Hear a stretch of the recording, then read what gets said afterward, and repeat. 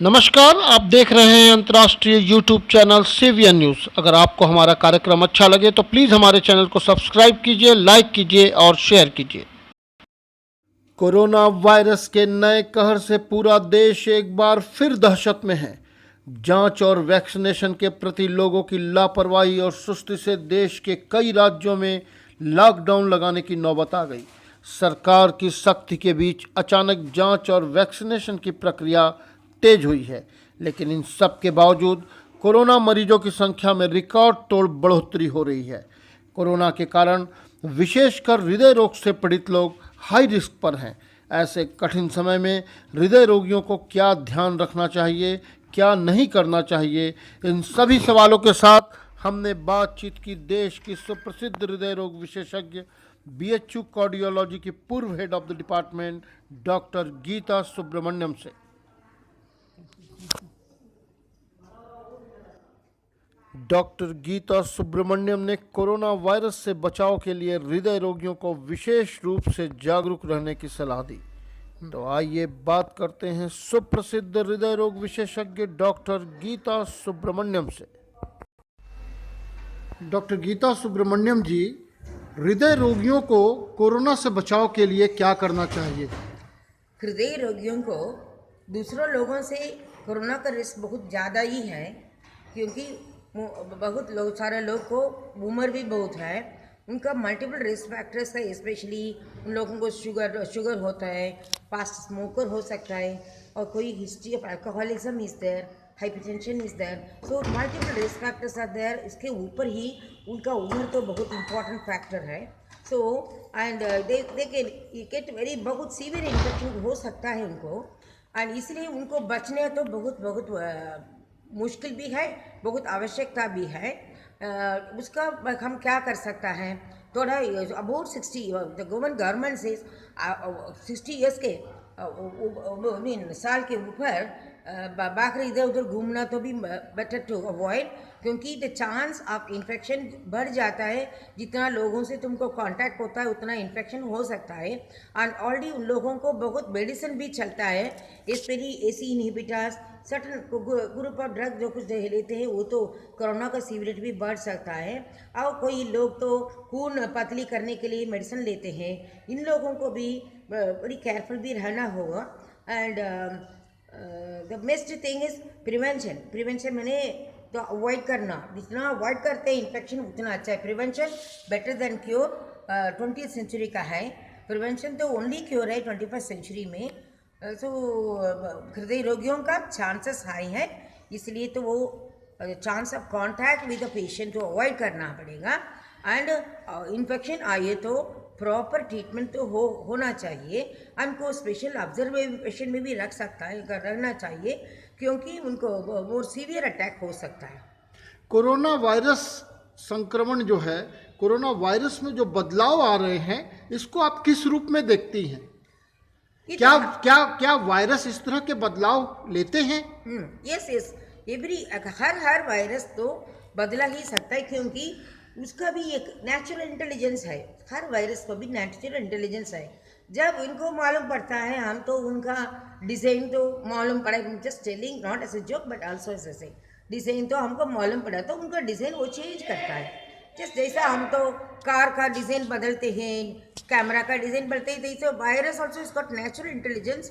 सो ये तो उनको कैसा बदल सकता है, बॉडी के अंदर चल के they learn some information, based on the information वो तो उनको बदलते हैं। इसलिए इतना वेरिएंट हो गया है, बहुत ज़्यादा वेरिएंट है अभी तक। नियरली अबाउट 10 वेरिएंट्स तो मार्केट में, आई मीन नॉट मार्केट तो संसार में आ गया है। कोई वेरिएंट तो बहुत सीरियस भी होता है, डेंजरस भी होता है। इसलिए ही हम तो क्या बोलते हैं, इंटरनेशनल ट्रैवल अवॉइड करना, और इधर से उधर, आई मीन हर एरिया तो आइसोलेट करना, जो तो वो वायरस उधर से बाहर नहीं भाग सकता है। कोई कंट्री में बहुत स्ट्रिक्ट रूल है, लाइक इन इंग्लैंड रूल तो बहुत स्ट्रिक्ट है। कोई बाहर चल के अंदर आके चुपचाप रहे तो मैं अफ्रीका चला वो नहीं बोला तो उनको जेलिंग भी कर सकता है।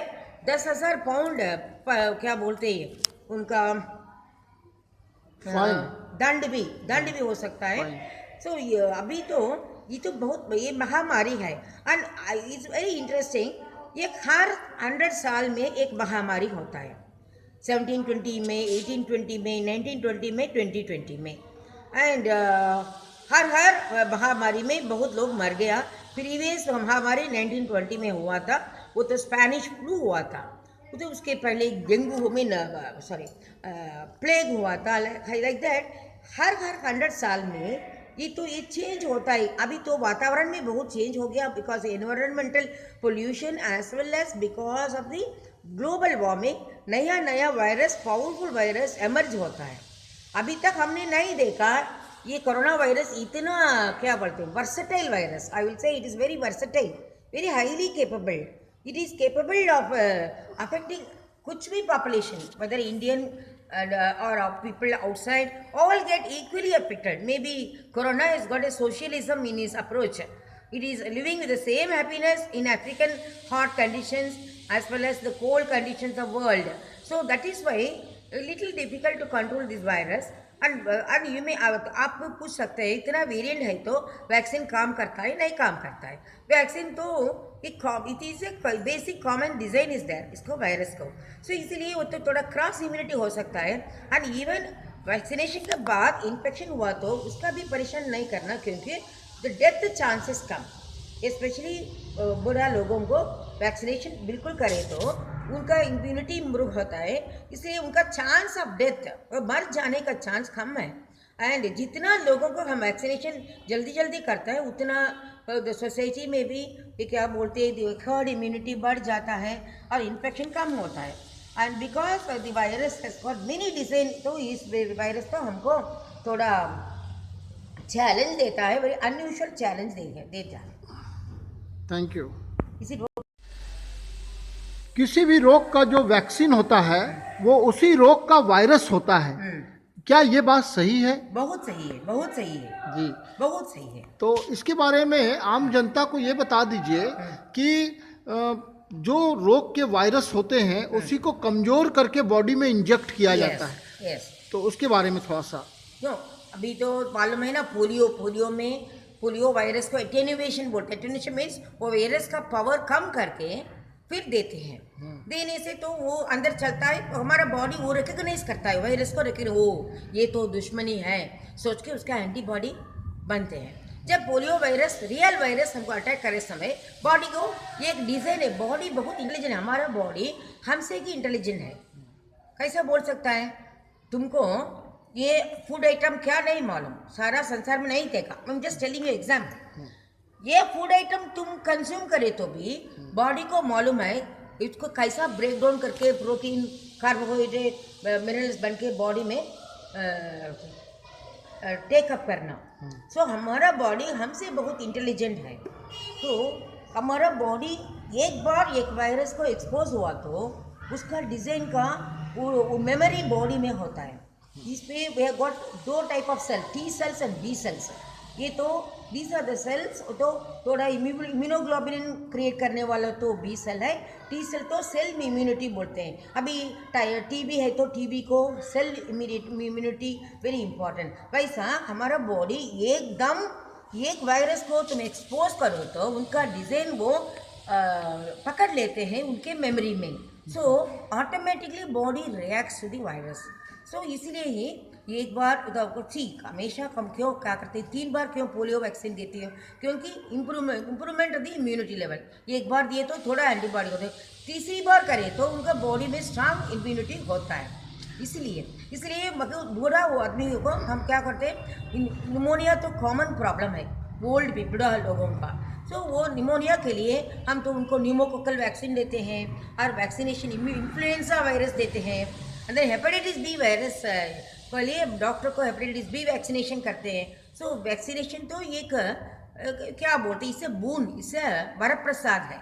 तो वरप्रसाद, क्योंकि हर आदमी को इन्फेक्शन होके इम्यूनिटी मिलना तो कितना मुश्किल है, कितना कर्जा होता है, कितना टाइम वेस्ट होता है, कितना ह्यूमन लाइफ वेस्ट होता है, कितना डेथ होता है। इसलिए पोलियो हमारा कंट्री में पोलियो इरेडिकेट कर दिया, स्मॉल पॉक्स इरेडिकेट कर दिया, टेटनस इरेडिकेट कर दिया। ये सब कैसा मिला, क्योंकि proper vaccination, proper public health programme से मिल गया। इतना बड़ा कंट्री में 130 करोड़ पॉपुलेशन में अभी तक बहुत ज़्यादा कोरोना इन्फेक्शन नहीं हुआ, क्योंकि और एक फैक्टर भी है, वही हमारा डाइटरी पैटर्न। हमारा डाइट में ज़्यादा पेपर है, वो जो कुछ नेचुरल इम्यूनिटी देने वाला आइटम्स, टर्मरिक है, हल्दी है, ये सब का इतना इम्यूनिटी बूस्टर होता है। अमेरिका में हमारा रसम को इम्यूनिटी बूस्टर बोल के बेचता है कोरोना प्रिवेंट करने के लिए। चाइना में भी हमारा पेपर वगैरह, हमारा कैप्सिकम वगैरह, हमारा वो टर्मरिक वगैरह अभी बहुत अच्छा व्यापार होता है, क्योंकि कोरोना प्रिवेंशन में वो बहुत अच्छा है।